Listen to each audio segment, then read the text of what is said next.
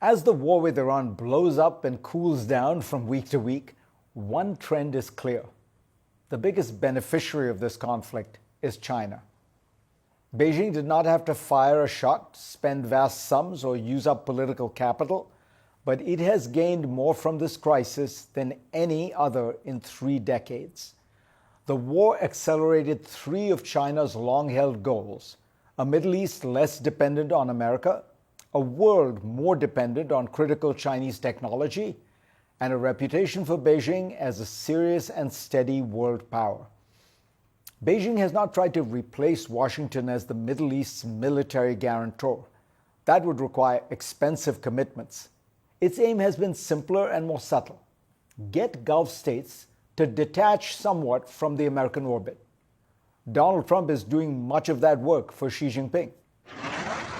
America's Gulf allies have watched as Washington waged this war in chaotic fashion and with little regard for the damage inflicted on their cities, infrastructure, and economies. The Gulf is now dividing into 2 camps. The United Arab Emirates is drawing closer to Israel and Washington, but a larger group led by Saudi Arabia and including Qatar, Oman, and perhaps Iraq and even Turkey is likely to seek long-term security through a balance: continued ties with the United States, but also dialogue with Iran and better relations with China. That is precisely the regional order Beijing has favored. In 2023, China brokered the restoration of diplomatic relations between Saudi Arabia and Iran. Riyadh has since resisted joining certain American-led joint data center and computer chip projects. It has bought Chinese missiles and drones, held exercises with the Chinese Navy, and explored local production of Wing-Loon combat drones. Gulf countries accounted for more than 80% of Chinese defense exports to the Middle East from 2016 through 2025. No one is trying to replace America's security umbrella, but they want options, and options reduce American leverage. China's more impressive victory is geoeconomic. At first glance, a country that imports about 70% of its oil should be among the war's biggest losers.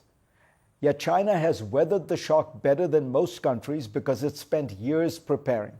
It diversified suppliers, built what is estimated to be the world's largest oil stockpile, continued using coal and expanded nuclear power, and electrified its economy on a scale no other major country has matched.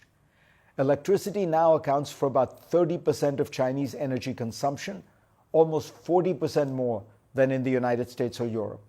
China installed more than half of all new global wind and solar capacity in 2024.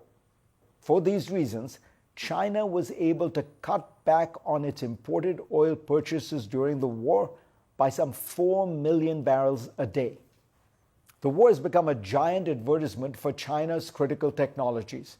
Governments everywhere are looking to build up their solar power, batteries, wind turbines, electric vehicles, and grids. China controls about 91% of global solar panel manufacturing capacity and 89% of lithium-ion battery capacity. Chinese firms manufacture at least 70% of almost all clean energy technologies tracked by Bloomberg.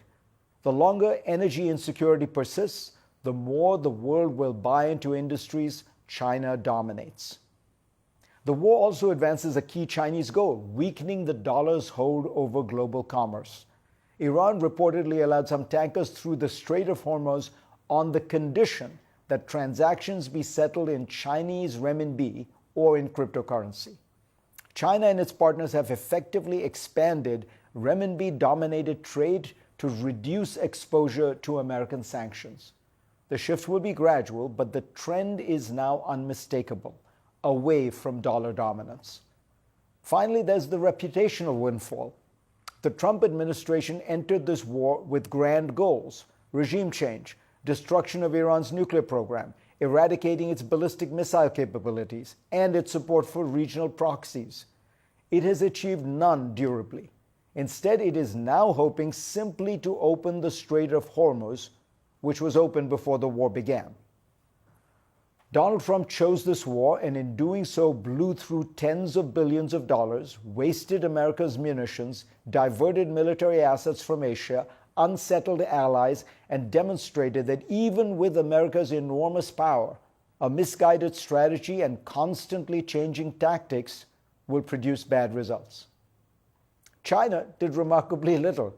It kept buying Iranian oil, maintained relations with the Gulf states, avoided the costs of defending Iran or policing the Gulf.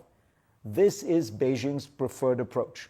No dramatic confrontations, but rather the steady accumulation of influence. Over the last 25 years, the United States has exhausted itself in three major military adventures in the greater Middle East, while China has accumulated manufacturing power, technological capacity, and diplomatic relationships. Washington acts, Beijing waits. China has paid costs for this war: higher energy prices, disrupted supply chains, and weaker global demand. But power is always relative. Measured against the damage to America's goals, alliances, and credibility, China has come out ahead.